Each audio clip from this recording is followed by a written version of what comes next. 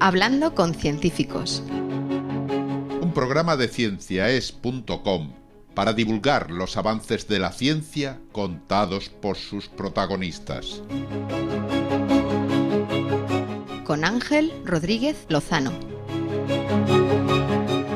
Hoy os invitamos a escuchar Grandes aves terrestres extintas. Hablamos con Antonio Monclova.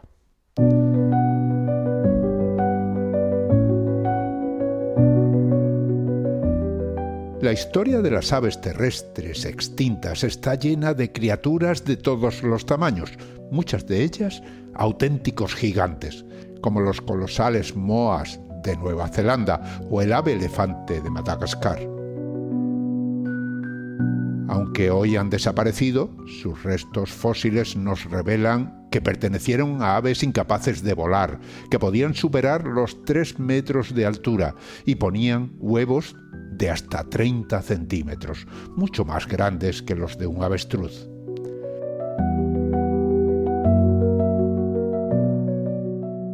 Antonio Monclova, nuestro invitado en Hablando con Científicos, nos propone en su libro Historia de las aves terrestres extintas un viaje apasionante a través del tiempo, desde los orígenes de las aves en plena era de los dinosaurios hasta la desaparición de algunas de las especies más sorprendentes que han existido.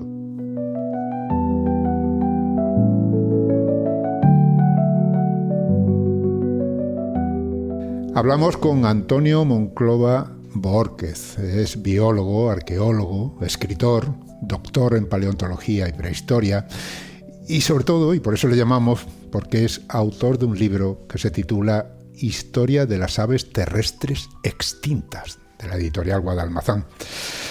Antonio, muchísimas gracias por estar hoy con nosotros aquí en Hablando con Científicos. Hola, ¿qué tal? Gracias a ti. Hablamos de la historia de las aves terrestres extintas. La verdad es que de las aves se habla generalmente muy poco. Cuando se mira hacia atrás en el tiempo, se habla mucho más de los dinosaurios y de otras cosas. Sin embargo, las aves tienen una variedad de especies inmensa y tienen una larga historia. Pero claro, lo que más nos atrae de las aves, por lo menos a mí, y yo creo que a muchos, es su capacidad para volar. Pero, lógicamente, no todas las aves vuelan, y tú lo demuestras muy bien en el libro. Y, de hecho, las más grandes son precisamente las que no vuelan, no pueden volar. Sí, la idea, cuando me metí en escribir este libro, era tratar de un tema que yo sabía que el público no tenía a su alcance libros que no fueran técnicos. Porque, claro, de aves extintas hay bastante, por supuesto, publicaciones científicas y también hay libros. Incluso en castellano hay libros que se han publicado en Argentina, donde hay muchas de estas aves gigantes, fósiles, pero que son libros técnicos. Ahora, libros que tengan, digamos, que le quieran dar un barniz divulgativo, a pesar de ser un tema como es bastante complejo. Esa fue mi idea inicial, por eso digo que sí, que ocupa, rellena un hueco. Ya lo hice con el libro anterior, con los mamíferos gigantes. Mi idea era una pasión que tengo yo desde siempre, aunque me lleva muchísimos años investigando y haciendo trabajo sobre neandertales, pero la fauna de los neandertales, no los neandertales, sino la fauna de la época. Pero tenía yo esa cosita de que los animales del terciario, del periodo terciario, los más grandes, mamíferos más grandes que han existido, las aves más grandes que han existido. Entonces ya con los mamíferos me quité la espinita y ahora con las aves. La verdad es que sí, que es cierto lo que dices, tiene toda la razón. No es un tema al que se le dedique dentro de la literatura divulgativa un espacio. Vamos a dar un repaso general al libro, que por supuesto son 4 pinceladas. Tú empiezas ahí en el libro hablando del origen, ¿no? El origen de las aves, porque ahí hay una discusión siempre que si las aves eran dinosaurios, si no eran dinosaurios, si proceden. ¿Qué es lo que se sabe en estos momentos sobre el origen de las aves? Bueno, evidentemente, digo evidentemente porque las pruebas son abundantes y porque los científicos están de acuerdo. Evidentemente las aves son del mismo grupo que los dinosaurios, son dinosaurios. Más bien los dinosaurios y las aves forman un grupo. ¿Qué ocurre? Pues que hoy día ya se emplean palabras como dinosaurios avianos o aviales y los que no lo son. Los que no lo son, pues son los dinosaurios que todos conocemos, y dentro de los dinosaurios, digamos, de los carnívoros, esta distinción nos permite colocar a las aves dentro de los dinosaurios. ¿Qué ocurre con este tema? Bueno, pues que no es algo nuevo, aunque parezca nuevo, en los libros que yo veía cuando era niño, no se tocaba mucho ese tema, pero siempre salía el Archaeopteryx. Y claro, como es un ave que parece un reptil, que de hecho es un medio reptil, y tiene plumas, y siempre se le reconstruía, porque las plumas se encontraron en las canteras en Alemania desde el siglo XIX, y es un animal que se colocó como eslabón perdido, esta expresión que en fin, que a veces da lugar a confusiones, pues siempre se ha pensado que hay una relación entre las aves y los reptiles. Como yo explico en el libro, la historia de esta relación y el hecho de que realmente las aves pertenecen a un grupo de dinosaurios, que son reptiles. Dentro de los reptiles los arcosaurios formaron los dinosaurios. Dentro de este grupo de reptiles hay uno que nosotros conocemos mucho porque es donde está metido el tiranosaurio, donde están todos estos carnívoros, estos bípedos que andan a dos patas. Dentro de este grupo hay un grupo muy llamativo que tiene entre sus parientes más cercanos los velociraptors y todos estos dinosaurios tan conocidísimos, pues entre ellos se llaman maniraptores. Entonces, claro, este grupo de los maniraptores, que son de los últimos dinosaurios que evolucionaron, que son carnívoros, a lo mejor algunos eran un poco más omnívoros, como insectos, en fin, pero estos dinosaurios, dentro de ellos se desarrolló un grupo de maniraptores, que son todos dinosaurios con plumas, por supuesto, se han encontrado innumerables fósiles ya. Estos dinosaurios, un grupo que eran ya poco a poco se convirtieron en las aves. De tal manera que desde el punto de vista taxonómico se puede considerar que casi que son aves. Y desde el punto anatómico, aquellos dinosaurios pues dieron lugar a las aves. O sea que la morfología. O sea que si se estudia la anatomía de las aves y de los dinosaurios, hay muchas cosas en común. Hombre, yo hay un capítulo que lo he titulado, un apartado de un capítulo que lo he titulado ¿En qué se parece un pájaro a una tortuga? Exacto. Porque sí, claro, la idea de ya desde el siglo XIX, el que llamaban Bulldog de Darwin, Huxley, el famoso evolucionista, empezó ya considerando, estamos hablando de 1860, ya empezaba a considerar que unos pequeños dinosaurios, que eran los Compsognathus y otros de estos, y la reciente descubrimiento del Archaeopteryx, el ave digamos primitiva, de la época de los dinosaurios, además muchísimos millones de años antes de que desaparecieran los dinosaurios vivió este animalito, pues claro, ya Huxley consideraba que seguro que de alguna manera existía una relación entre ellos. Y él empezó a hablar del ave reptiliana, del reptil aviar, claro, y durante un montón de años, pues esa idea del reptil empieza uno a darle vuelta. ¿En qué se parece un reptil? Claro, una tortuga. Una tortuga a un pájaro no se parece en nada. Claro, es que no es cuestión solamente del parecido que nosotros le podamos ver. Cuando vemos un dinosaurio de estos que sale mucho en las películas que hay de Parque Jurásico, cuando vemos un dinosaurio de estos que corren a dos patitas y tal, o cuando hemos visto en alguna película de estas que hay de fantasía, que salen en una isla unos pájaros gigantes y tal, decimos, mira, si son iguales. Si los dinosaurios y las aves son iguales. Y cuando vemos un pollo también, tú analizas despacio dinosaurios pequeñitos, recuerdo cuando las películas primeras de Parque Jurásico, para imitar el movimiento, para hacer el movimiento, los diseñadores en el ordenador lo que hicieron fue copiar movimientos de aves. Claro, toda esta idea, pero esto no es la clave. La clave de la evolución de estos animales está en cuestiones muchísimo más complicadas. Se empezó con las plumas. Se empezó diciendo que la clave de todo eran las plumas. Y claro, esta idea de las plumas se ha tenido que desechar poco a poco cuando han empezado a aparecer montones y montones de especies de dinosaurios con plumas. Sobre todo en China, ¿no?, que es donde más restos de estos animales están apareciendo en los últimos 20 años, o no llega a 30 años. De tal manera que la pluma no era solamente la clave, porque había dinosaurios que tenían pluma y no eran aves. Entonces, claro, poco a poco se han ido descubriendo, se han ido estudiando cada vez más fósiles, hasta llegar a la idea que ya tenemos hoy día de que forman parte del mismo grupo, aunque todavía hay algunos paleontólogos que consideran que la pluma tiene una base importante en la evolución de los dinosaurios, y el gran público en general considera que las aves son dinosaurios, ¿no? Lo que no sabe todo el mundo es que ya las aves convivían con los dinosaurios. Casi todo el mundo piensa que aparecieron las aves como las conocemos nosotros, las aves ya modernas, aparecieron al final de la época de los dinosaurios y convivían con ellos. De hecho, últimamente se han hecho reconstrucciones de estas muy bonitas que se hacen para los museos, en las que se ve el dinosaurio allí en el pantano, en el bosque, no sé qué, y se ven pájaros volando alrededor. Esta idea es algo que poco a poco vaya la gente conociéndolo, pero las aves son muy antiguas. Por un lado iban los reptiles que siguieron evolucionando, los dinosaurios, y por otro lado este grupo de aves que hay una cantidad de grupos de esto impresionante. La mayoría desaparecieron y solo quedaron las aves modernas. Claro, pero eran aves que también tenían capacidad de volar, pero había otros dinosaurios, bueno, no dinosaurios, digamos, otras criaturas que vivían, que eran los pterodáctilos, que no tenían nada que ver con las aves y que volaban y eran muchísimo más grandes. Sí, bueno, los pterodáctilos, lo que ocurre que, claro, es que estos animales voladores y grandes tenían una serie de características anatómicas que les permitían volar, cosa que no tienen las aves voladoras. Las aves voladoras tienen unos recursos anatómicos, una morfología que impone una serie de limitaciones. De hecho, han existido aves voladoras gigantescas, como algunas especies de buitres gigantes que no se han extinguido hace tantos millones de años como los dinosaurios, ni mucho menos. Algunos de ellos han vivido hasta hace 10, 15, 20 mil años y medían 4 metros de envergadura, tenían 4 metros de envergadura, pero normalmente hay unos topes. Pero los pterodáctilos, como le decimos vulgarmente hablando, estos pterosaurios, también es el grupo taxonómico, estos reptiles, que son reptiles, estos tenían unas características de los huesos de la parte superior del tórax, de las clavículas, unas fusiones de hueso, unas estructuras que les permitían unos movimientos muy especiales y que planeaban, o sea, volaban el vuelo aprovechando corrientes térmicas y todo esto. Aunque las especies más pequeñas, hay muchos estudios que dicen que quizás podían aletear y despegar aleteando. Pero claro, algunos pterosaurios de estos eran del tamaño de una avioneta o más grandes. O sea que algunos de estos animales pues tenían, pero no tienen la estructura de las aves. Yo yo creo que como todos los niños, tengo mis recuerdos de los álbumes de cromo de cuando chico, y yo tengo ya muchísimos años, me acuerdo de aquellos tan bonitos que había en los años 60, y yo me acuerdo que para mí los pterosaurios nunca fueron aves.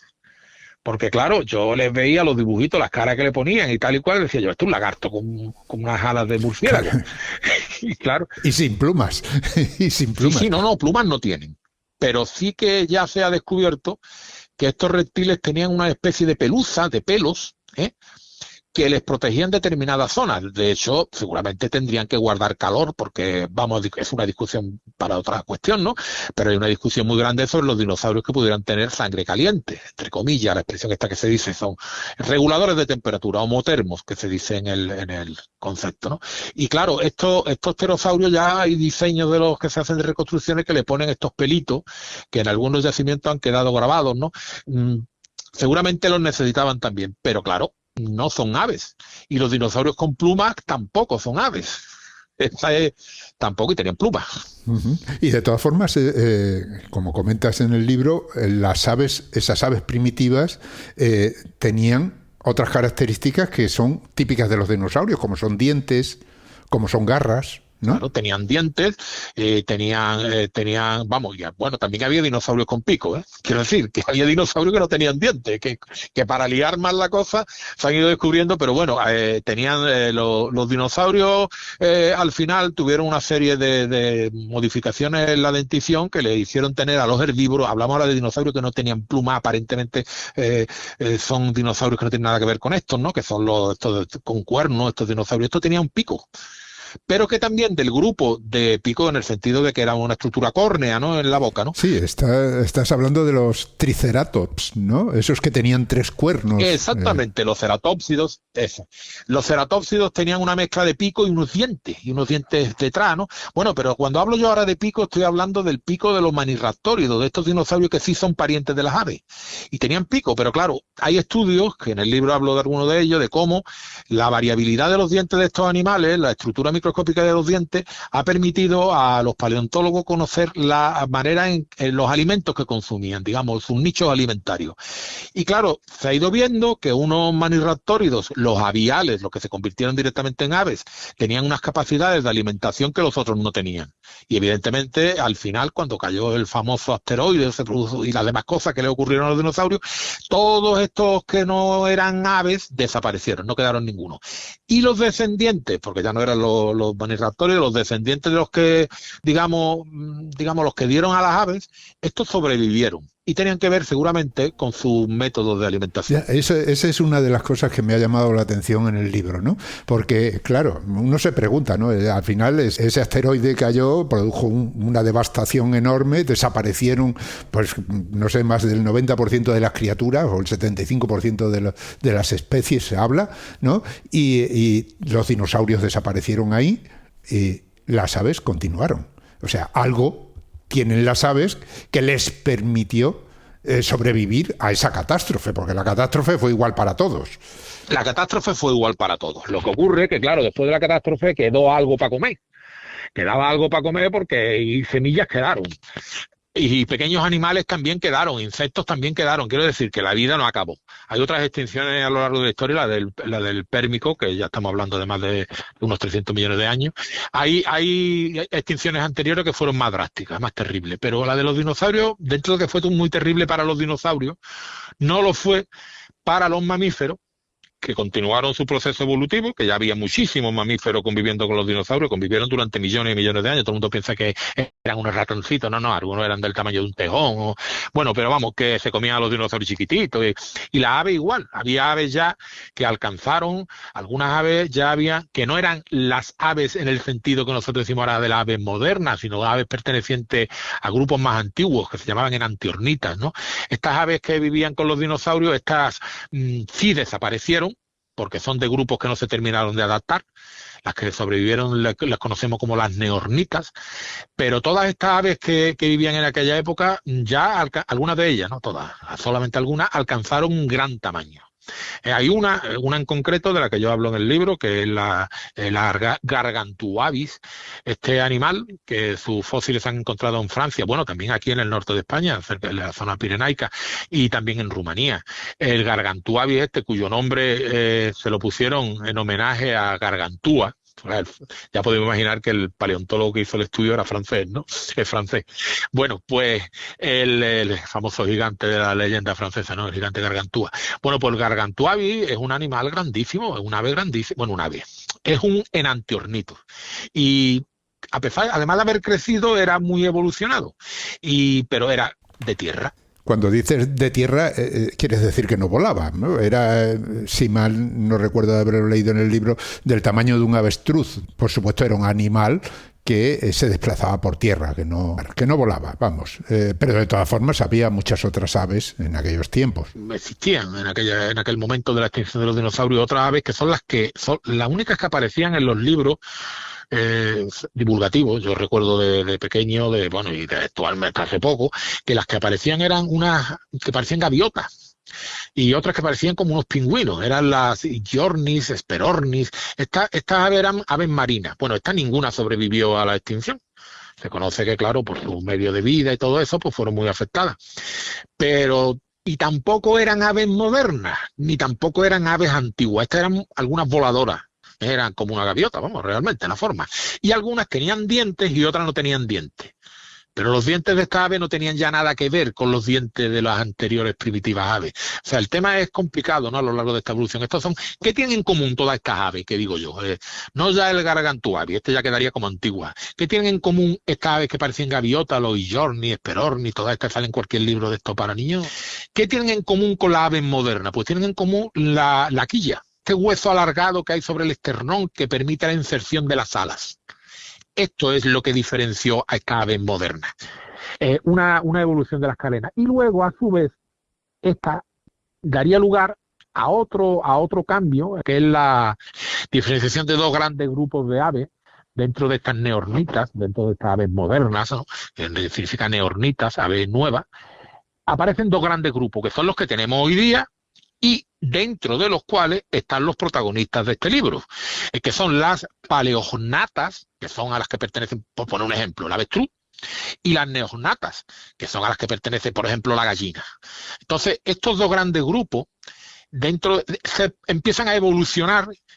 Hasta hace poco se pensaba que empezaron a evolucionar después de desaparecer los dinosaurios. Se creía que los dinosaurios no, pero no. Cogieron carrera después de los dinosaurios, empezaron a diversificarse, porque claro, ya el nicho quedó libre para ello, no había competición, pero habían aparecido antes de desaparecer los dinosaurios. ¿Qué diferencia hay entre unos y otros? ¿Qué diferencias anatómicas? Los paleonatos y los neonatos, la diferencia que tienen, aparte de que nosotros los imaginamos que unos pueden volar y los otros no, etcétera, la diferencia está en la estructura, es compleja la cuestión, pero bueno, la estructura del cráneo, el paladar. Paleognato significa paladar antiguo y neognato paladar moderno. Cuando uno ve una avestruz dice, no, está claro, son animales que corren y que no sé qué. No, espera, que hay correcaminos y hay otras aves que son modernas y que corren también y todo, pero no. Los paleognatos, la diferencia con los neonatos son la estructura interna del paladar, sobre todo, la estructura del cráneo, vamos. Que esto a su vez va acompañado de un proceso que ocurrió en aquel momento y que en los paleognatos quedó un poco más frenado, que es el proceso llamado cinesis craneal. La cinesis craneal es la capacidad que tienen los huesos del cráneo, junto con la musculatura, de adoptar diferentes posturas. Por eso los pájaros, estos pueden abrir el pico de la forma que lo pueden abrir, por eso un loro puede ayudarse con el pico para subir por un tronco. Tienen una serie de capacidades de deformación del cráneo que le hicieron, digamos, de adaptarse mejor a comer más cosas también. A comer fruta, a separar el hueso, a comer semillas. Entonces, claro, todo esto. Y los paleognatos salieron menos afortunados en esta diversificación en cuanto a lo que es el cráneo. Se diversificaron por otras características, ¿no? De las patas y tal. Pero los neonatos, sobre todo, tenían un paladar acompañado de un cráneo cinético quiere decir, como todos sabemos, movimiento, ¿no? Estos cráneos, y son los que aportan al panorama de las aves, la mayoría de ellas. Bueno, volviendo otra vez a qué pasó en el momento en el que cayó ese asteroide y se produjo esa gran devastación en la Tierra, ¿no? Incides en el hecho de que las aves que sobrevivieron se alimentaran de semillas. Sí, esa es la hipótesis que se maneja actualmente. Porque, claro, aquella devastación supuso una cantidad de incendios tremendos, desaparecieron los bosques. Es decir, ¿qué queda cuando todo se quema, no? Claro, ¿y qué tipo de bosque había? Pues había una enorme cantidad de bosques de coníferas. ¿Qué son las coníferas? Son muy resistentes al fuego, las semillas. Entonces, en muchos lugares se han estudiado ya esto en yacimientos de Norteamérica, donde, en fin, la cantidad de semillas que sobrevivió al impacto fue tremenda. Hombre, quemadas, medio destruidas, pero también muchos insectos y gusanos de estos, lombrices y todo este tipo de animales bajo tierra, claro, también empezarían rápidamente. Estamos hablando de que cuando sobreviven, ni hablamos de una extinción que ocurrió en un día, ni de una resistencia que ocurrió en un día. Vamos a ver. Tanto lo que es el proceso de desaparecer completamente un grupo de especies, como el proceso de resiliencia, de resistencia que tiene otro grupo de especies, son cosas paulatinas, son cosas que se ocurren poco a poco, no de golpe. No es que cae el asteroide, hombre, el asteroide cae y destruye todo lo que pilla por delante y no queda nada, claro, evidentemente. Claro. Pero el resto de la Tierra sufre y quien dice el asteroide dice el vulcanismo tan tremendo que hubo en la región de lo que ahora es el norte de la India, ¿no? Entonces todavía la India no había llegado, la placa de la India no había chocado todavía con Asia. Bueno, en la geología, en la estructura geográfica de aquella época, también hay unos volcanes enormes. Estos volcanes dieron lugar también a unas erupciones que inundaron la atmósfera de partículas. Tanto las del asteroide como las de los volcanes, como otras muchas, oscurecerían la atmósfera. Al oscurecer la atmósfera, eso mataría la vegetación. Si es que ya el asteroide no se habían quemado, o si es que ya la ola gigante que se produjo no lo había todo llevado por delante, la oscuridad, el invierno, como estos famosos inviernos nucleares, ¿no? Que se habla que ocurrirían si hubiera una guerra nuclear, ¿no? Pues esta oscuridad que se produce en la atmósfera, pues acabó casi con todo lo que quedaba. Desde luego en los océanos acabó con el plancton en su mayor parte. El plancton, a su vez, pues acabó con muchísimas larvas de muchos peces, acabó con las larvas que más, digamos, ya dentro de aquella época había unos caracoles, una especie que se llamaban ammonites, que eran como unos pulpos metidos en una concha enroscada, ¿no? Estos animales, algunos yo he visto aquí algunos fósiles de estos en el norte, en la frontera con Francia, algunos trozos, porque en España no lo hemos encontrado completo, trozos, y ve uno que tiene más de 1 metro de diámetro. Bueno, pues todo esto, pero las larvas, estos animales tienen unas larvas que viven en la superficie, en la zona del plancton. Todo esto se murió, claro, estos animales desaparecieron, todo este tipo de moluscos desapareció. ¿Quiénes se los comían? Pues también desaparecieron. Los ictiosaurios, los plesiosaurios, todos estos animales marinos, pues también desaparecieron. La cadena trófica del mar fue, y seguramente estas aves marinas, a las que yo me refería antes, los Ijorni y toda esta, Esperorni y todo esto, que estaban muy bien adaptadas a sus medios, pero que fueron muy fuertemente impactadas por el tema de la degeneración de los medios marinos, ¿no? Entonces, claro, es como una cadena. ¿Qué ocurre? Que en ese proceso, el que resiste no es que encuentre la comida hoy y se salve, ¿no? Sino que a lo largo del tiempo ese animal va, o esos animales, esos grupos de animales, van obteniendo alimentos de un lado y de otro. Y como en cualquier proceso evolutivo, se produce, si admitimos la idea vamos a simplificarla, ¿no? De la idea de la evolución por selección natural, las especies que tienen los picos, si estamos hablando de aves, los picos, las estructuras, las capacidades, las uñas para escarbar, las patas con capacidad de correr cuando llega un depredador, la que sea, ¿no? Todas estas van adaptándose a estos cambios que se van produciendo y aprovechando lo que va llegando. Pues claro, después durante medio millón de años empezó la vegetación a reflorecer. Habían desaparecido los demás y quedaron ellos, y ellos ya encuentran cada vez más comida y más capacidad para sobrevivir, ¿no? Claro, evidentemente. O sea que lo que dices, la extinción no ocurre en un día, sino que las condiciones que vinieron posteriormente acabaron con todos aquellos que no se habían visto directamente afectados por la caída de ese asteroide, ¿no? Aunque estaban a lo mejor en el otro lado de la Tierra, pero que el cambio global que se produjo en aquellos momentos acabó con su fuente a lo mejor de subsistencia y perecieron después. Sí, o murieron directamente por la explosión o lo que fuera, o el tsunami o lo que hubo, o se les acabó el alimento, efectivamente. Y después tenemos que tener en cuenta que, bueno, una pregunta que me hacen muchas veces cuando doy charlas sobre este tema, porque el tema este de las extinciones me parece un tema de lo más interesante, es que se dice que los dinosaurios sobrevivieron al límite, se conoce como CATE, el punto del impacto del asteroide, ¿no? El límite entre el terciario y entre la era mesozoica y el terciario, la era cenozoica, ¿no? Entonces, claro, hay dinosaurios que se han encontrado, dicen, y no está todavía del todo, aparecieron en yacimientos, en estratos posteriores a ese momento. Bueno, esto tiene una explicación estratigráfica en cuanto a lo que son los movimientos de los sedimentos, sedimentológica que afecta a los estratos.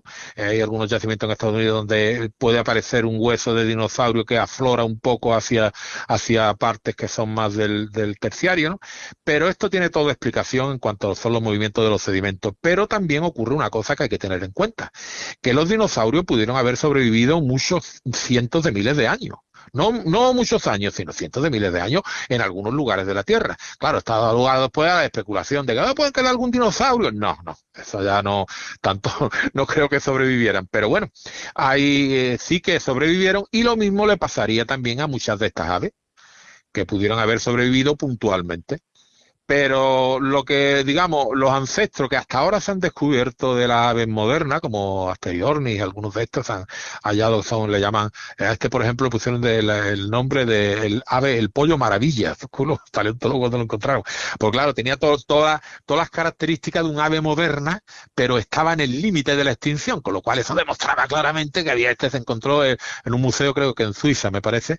No, el fósil no fue de un yacimiento, es que lo tenían ya cogido en un museo, eso pasa muchas veces cuando se revisan los fondos de los museos. Y claro, todas estas pruebas nos llevan a lo que al final tenemos, que son dos grupos. Los paleonatos, que incluyen a los avestruces y a muchos de las aves gigantes del tipo de la Bjorn, las aves elefantes de Madagascar, las moas de Nueva Zelanda, todo este tipo de aves gigantes, que estas son paleonatas que se han extinguido. Siguen existiendo los avestruces, los tinamúes, que son unas pequeñitas, siguen existiendo los kiwis, montones, ¿no? Los ñandú en Sudamérica, todo eso, pero hay muchos que se han extinguido y eran gigantes también. Y después están las neonatas, o aves modernas, completamente modernas, de paladar moderno, de estructura moderna. Y aquí hay dos grupos, que esa es otra cosa que la mayor parte del público, he visto muchos libros divulgativos y esto no lo dejan muy claro. Y es que dentro de las aves modernas, un grupo son las neoaves, o aves modernas estrictamente modernas, ahí están todas las aves, pero hay un grupo que no son tan modernas y que también tuvieron antepasados gigantes durante el periodo cenozoico, o sea, en el terciario, que son el grupo de las galloanceres. O sea que el grupo que incluye a las anceriformes, que son los patos, los cisnes y todo esto, y el grupo que incluye a las gallinas y todo esto, que son las galliformes, estos dos grupos pertenecen a un subgrupo de neognatas, de aves modernas con paladar moderno, pero que no tienen tanta relación con las otras y que son las que tienen aves gigantes. Las neoaves no hay aves gigantes, quiero decir, de este tipo. Pero a lo largo de la evolución, al final del terciario, dentro de las neoaves también aparecen una grulla gigante.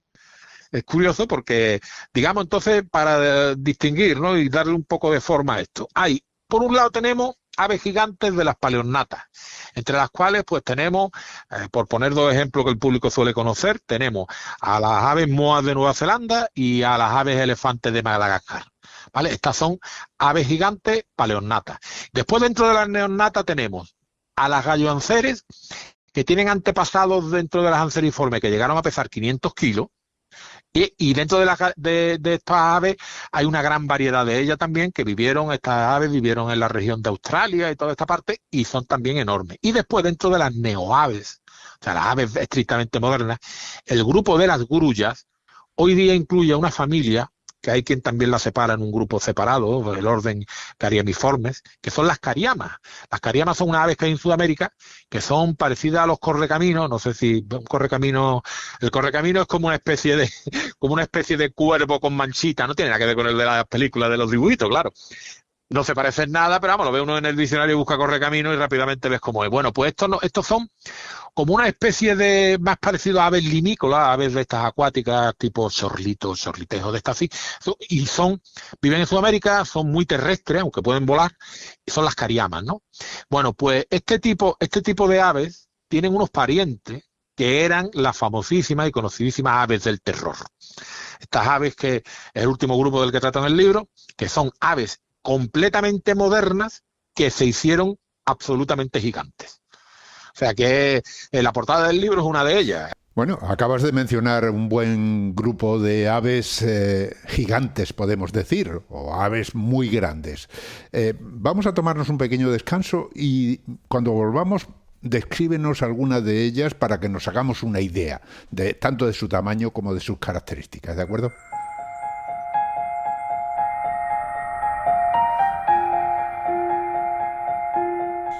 Estáis escuchando Hablando con Científicos, un podcast de cienciaes.com para divulgar la ciencia de la mano de sus protagonistas. En nuestra página web, cienciaes.com, podéis encontrar más de 500 entrevistas con científicos de todas las disciplinas. Os invitamos a escucharlas y compartirlas en redes sociales con vuestros amigos y conocidos. Cienciaes.com ofrece un conjunto de podcasts de acceso libre y gratuito a través de iTunes, Spotify, Google Podcasts, iVoox, TuneIn y muchas más plataformas. Todo en cienciaes.com.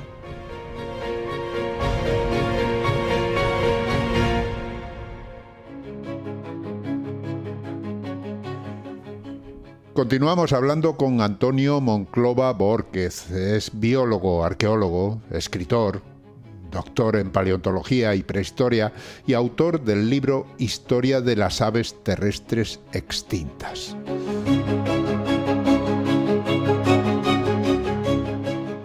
Antonio, estás mencionando muchísimas aves gigantes de distinto tipo, pero yo creo que conviene describirlas un poquito, ¿no? Para que nos hagamos una idea. Ya en el libro cuentas muchas historias, desde cómo se descubrieron los huesos, o sea, y además historias interesantísimas todas ellas. Pero por describirlas un poco, por ejemplo, has hablado del ave elefante. El ave elefante, que es el ave que vivía en Madagascar y que fue extinguida en periodo ya de la llegada de los nativos a Madagascar. Este ave elefante se llamarán así, ave elefante, porque es el origen de las leyendas estas del ave roco. El ave esta de las leyendas orientales, donde había un ave gigante, tanto las leyendas que se desarrollaron dentro de todo el mundo árabe sobre los navegantes que iban por el Índico, de estas aves que eran enormes, comían elefante, ¿no? Y de ahí vienen las leyendas, salen Simba el marino, salen estas aves gigantes, de ahí vienen. Sí, no, y ahí pones unas ilustraciones en el libro en el que se ve un ave de estas que lleva entre las patas y el pico un elefante o varios, incluso más de un elefante, ¿no? Eso, son grabados antiguos, hay muchos, exactamente. Sí, pues estas aves gigantes que vivían en Madagascar y que se han extinguido, no queda ninguna de ellas y son muy buscados, por ejemplo, los huevos se encuentran mucho en los yacimientos.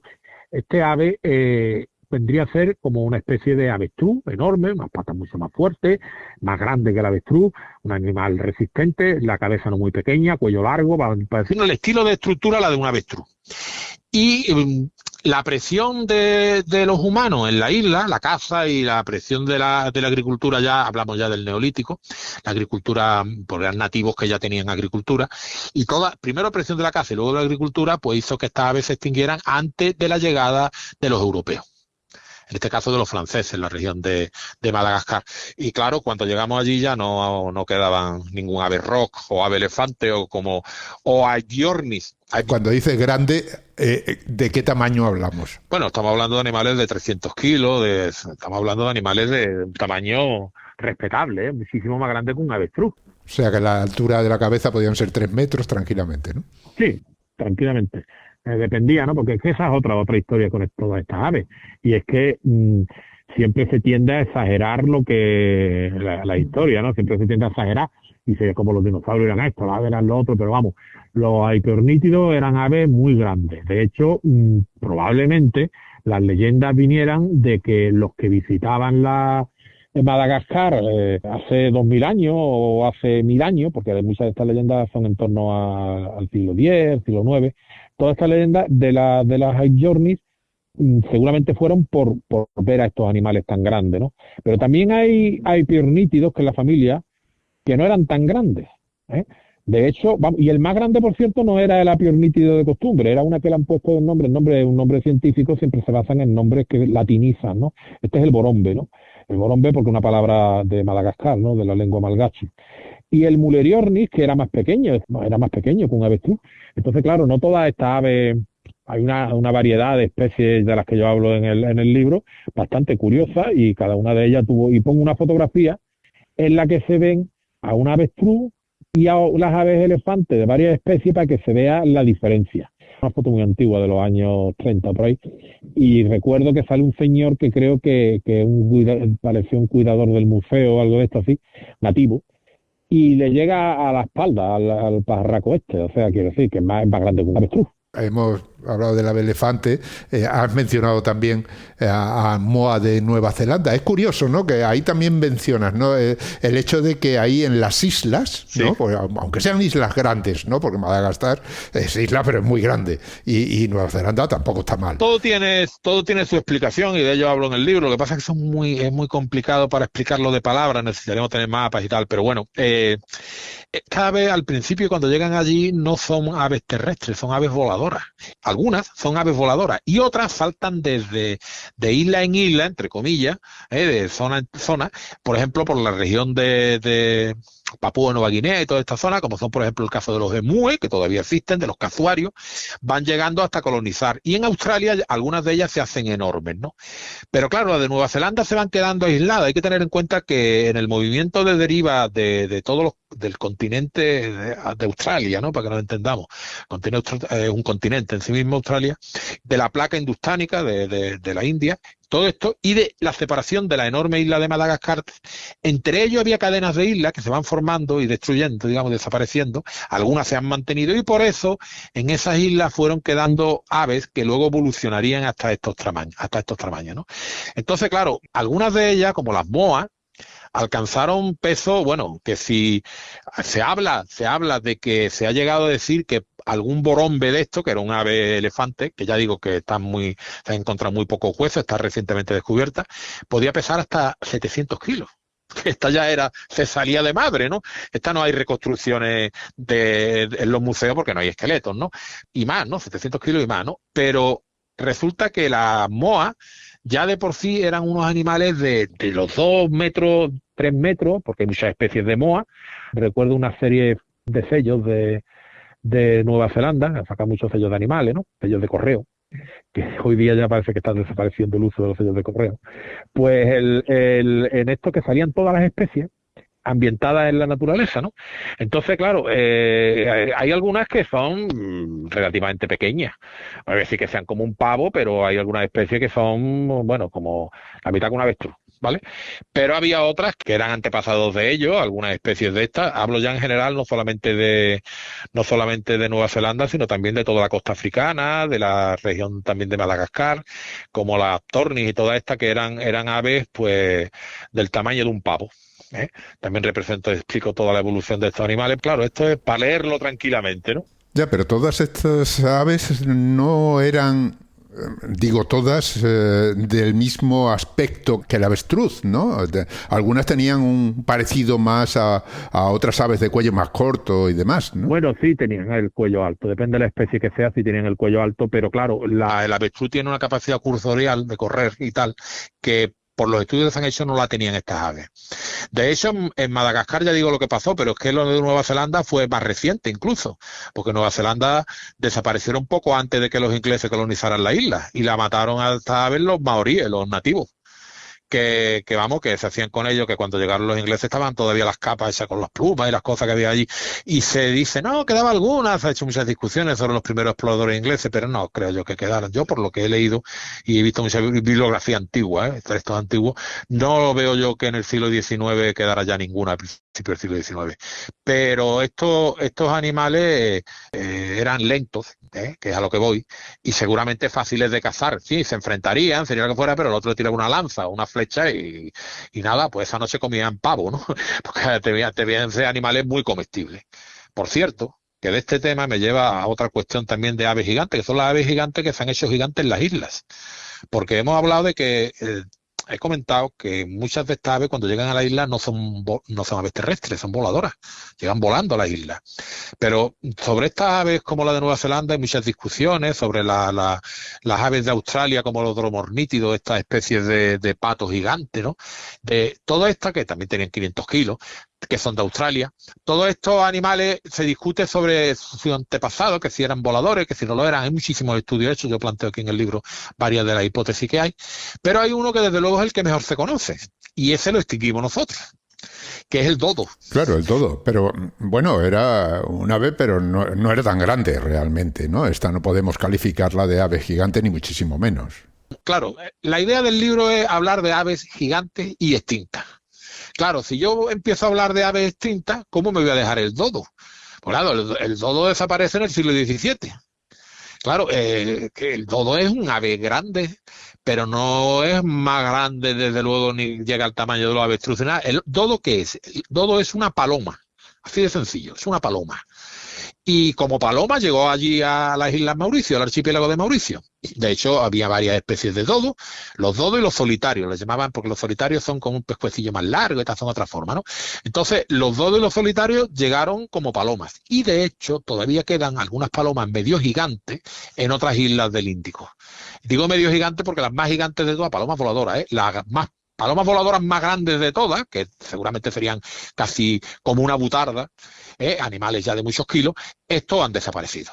Fueron comidos por los nativos, por los europeos, y el dodo, pues ya ves, el dodo, en cuanto allí empezaron, las islas fueron colonizadas mayormente por los holandeses al principio, pero claro, los marinos portugueses y los españoles y los propios holandeses paraban en la isla y para avituallar los barcos.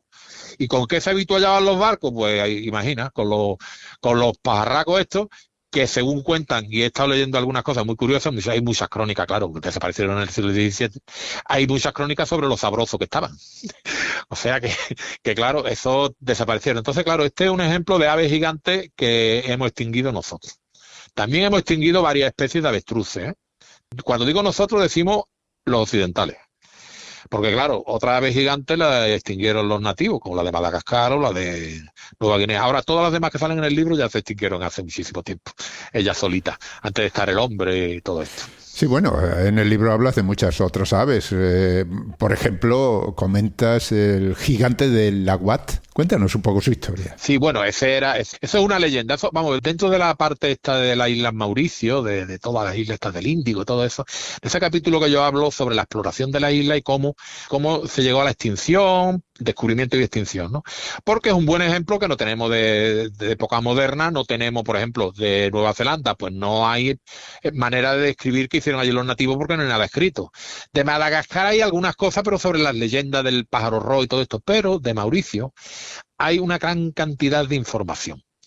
Y claro, hay un ave gigante que decían que existía, que es el ave de Leeuwat, fue la primera que se nombró, aparte ya del dodo. El dodo ya se lo comieron rápidamente los marineros que llevaban por allí, pero el ave de Leeuwat era una especie de grulla. Entonces aprovecho yo esa leyenda, porque terminó siendo una leyenda, porque en los libros antiguos ese ave venía como ave descrita. En los libros de final del siglo XIX, principio del siglo XX, ese ave viene descrita, el ave de Leeuwat. Leeuwat era uno de los exploradores de estas islas, ¿no? Y aparece esta especie de ave, y es un buen ejemplo de un ave gigante que no existió.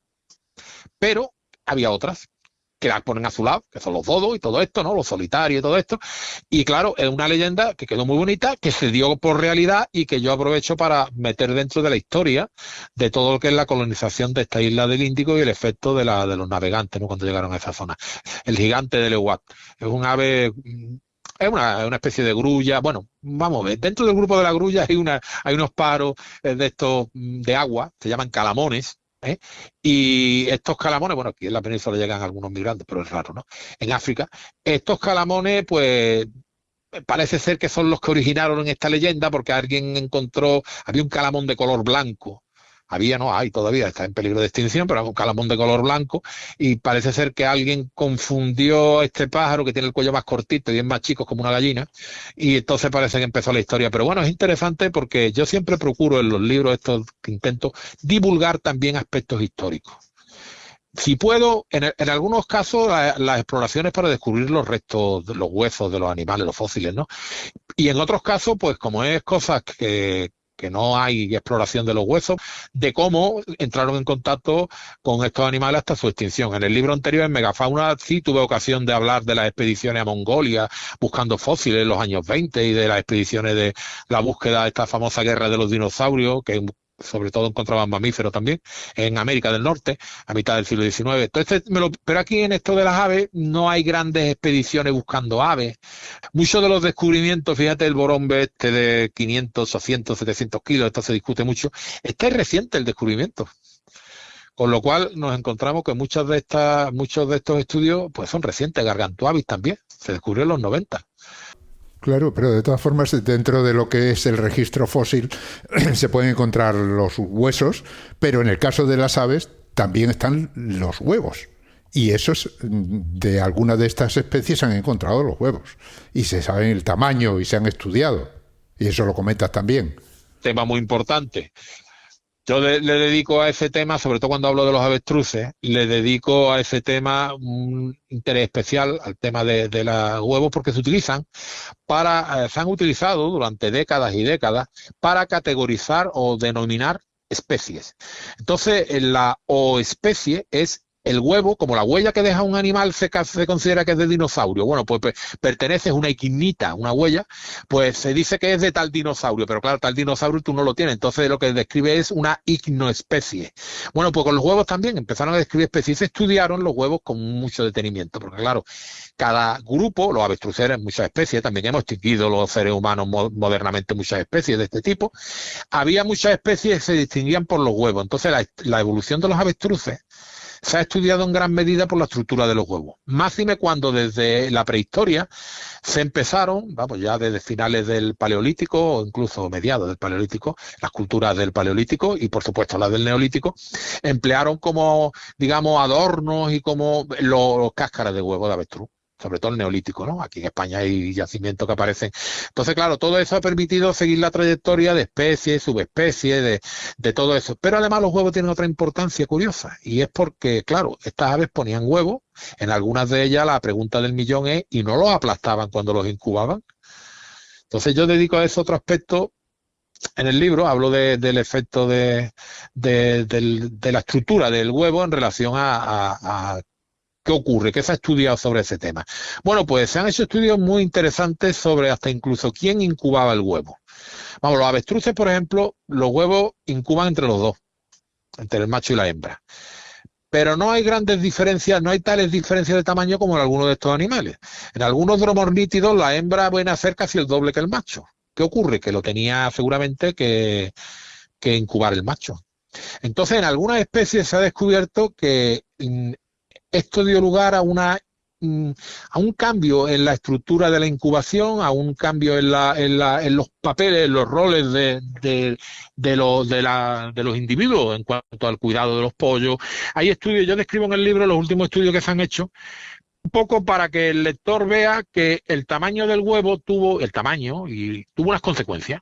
Y estas consecuencias, pues evidentemente han tenido su efecto en el comportamiento. El comportamiento de estos animales estuvo seguramente basado en el peso de los individuos, de los machos y de las hembras, el grosor de los cascarones. El huevo no puede tener un grosor infinito, quiero decir, porque tiene que transpirar la respiración del embrión. Y además, cuando el pollo sale, tiene el pollo que ser capaz de romper el huevo. Que no es que llegue el padre, le dé un picotazo y le abra la puerta, le puede ayudar, pero tiene que romper el pollo.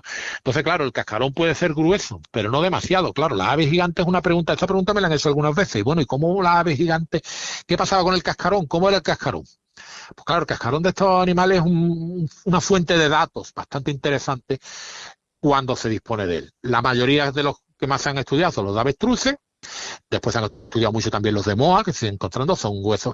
Y todo esto ha conducido a plantear hipótesis como el dimorfismo sexual inverso, que es que los machos sean más chicos que las hembras, para poder incubar. Se habló al principio de que si lo hacían como los cocodrilos, enterrándolo y dejando que el calor del sol, y esto no parece ser, se ha encontrado nidos y todo, pues estos son más modernos, los Moas son más modernos. Entonces, claro, y también se han encontrado restos de huevos en el caso de las aves elefantes. Sobre todo las aves elefantes son los huevos que más se han codiciado en cuanto a los coleccionistas y todo, y hay muchísimo en el mercado todavía. Entonces, claro, estos restos han permitido estudiar incluso el comportamiento. El comportamiento y los roles de los machos y las hembras. Es un tema también interesante. Me preguntas por una cosa bastante interesante, los huevos. Muy bien, pues todo eso está en el libro, pero el libro al final ya lo dedicas a otras aves, por lo menos por el nombre, más terroríficas, ¿no? Son las aves del terror. A ver, cuéntanos.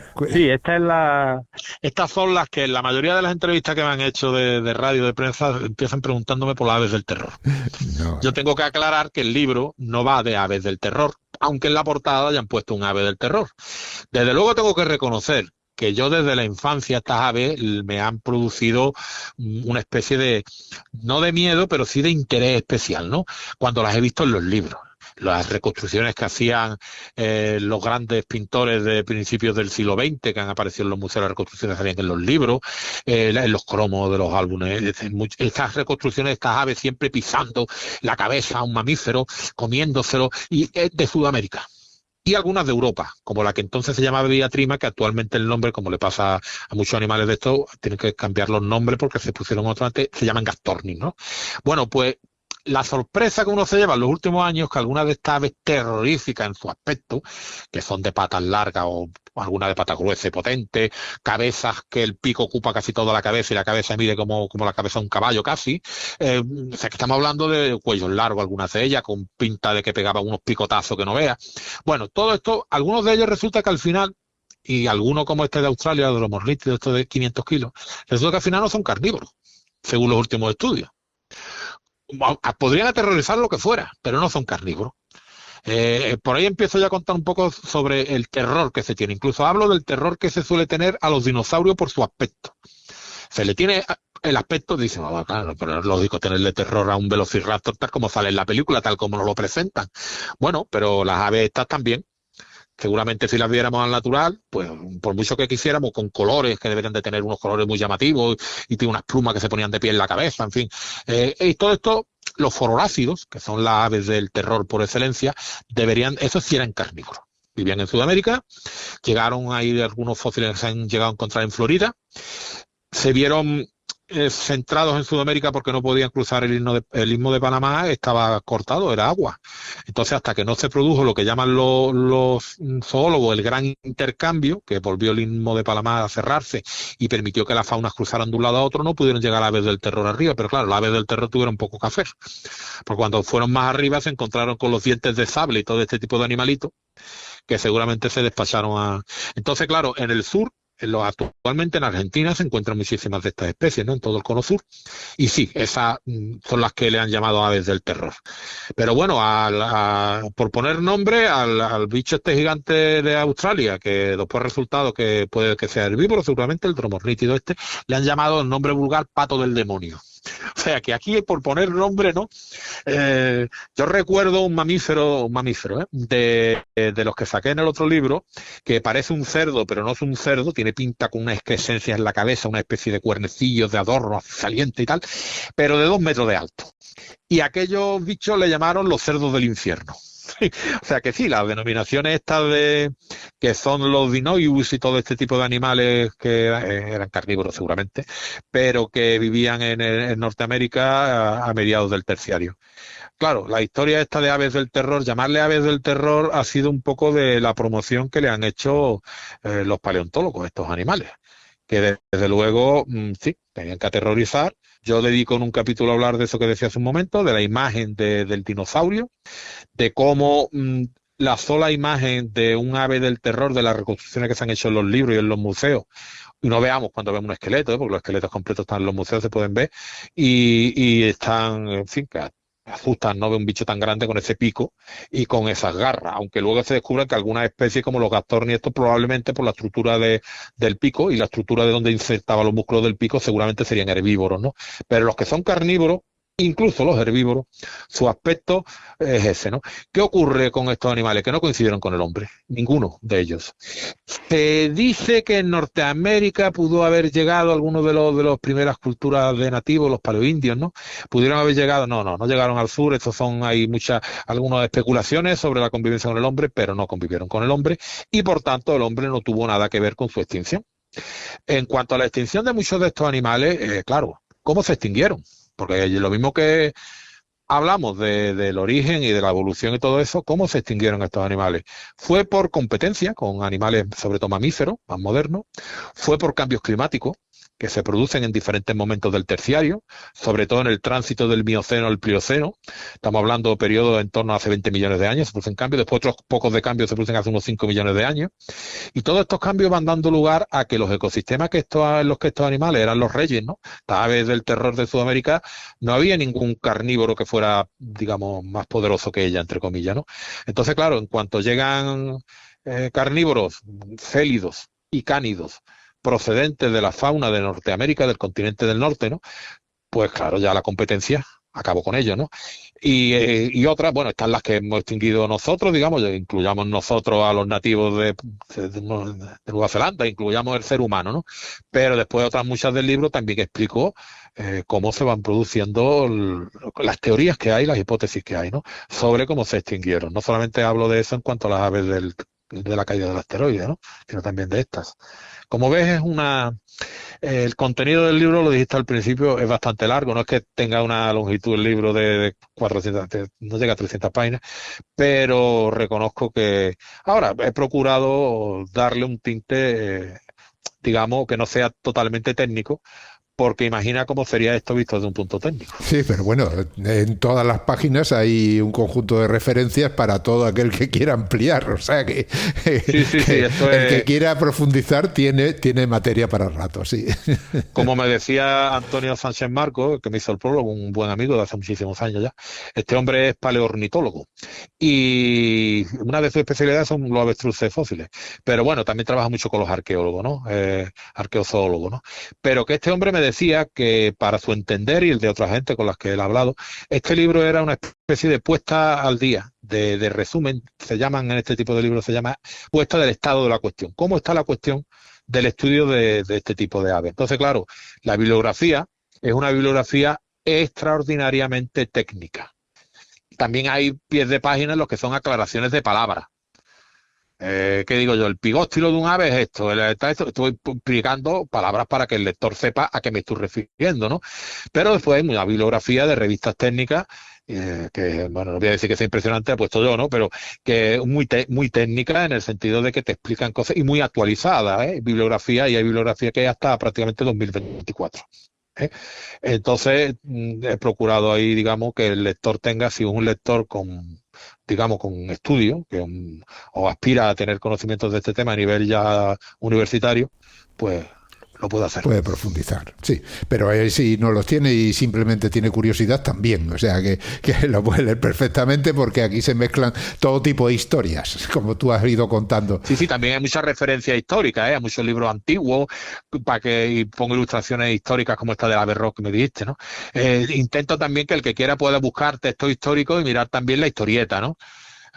Algunos de ellos, yo creo que ya hoy día no hay textos que no se puedan conseguir, todos están en internet. Si no, de una manera o de otra, no tiene uno que ir ya como antes a una biblioteca a buscar.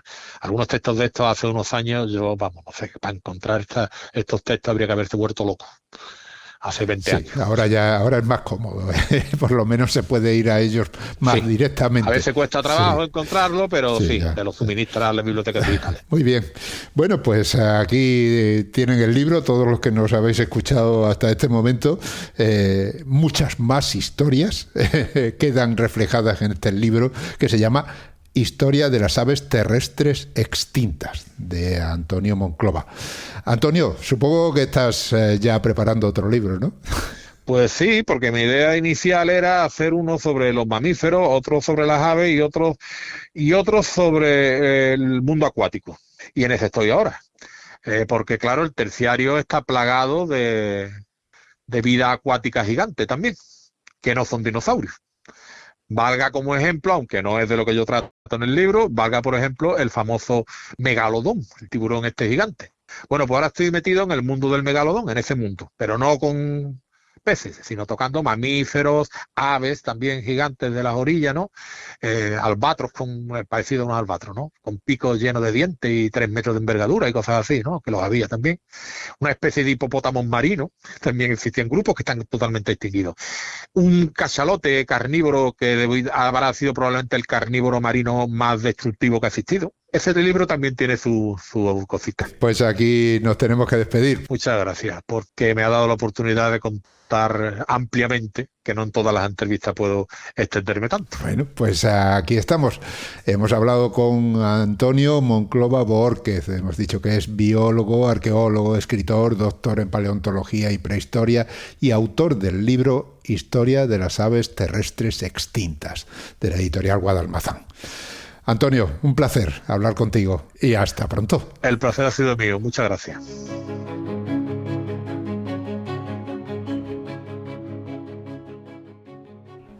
Y como siempre, antes de despedirnos, tengo que recordaros que Hablando con Científicos y el resto de los podcasts de cienciaes.com son posibles gracias a vuestras donaciones. Es nuestra única fuente de ingresos. Así que, si escuchas nuestros programas, si te gustan y todavía no te has unido al grupo de mecenas, ánimo, únete. Visita cienciaes.com, pulsa el botón de donar y elige cualquiera de las opciones que ahí se ofrecen. Han escuchado ustedes Hablando con Científicos, con Ángel Rodríguez Lozano. Cienciaes.com, ciencia para escuchar.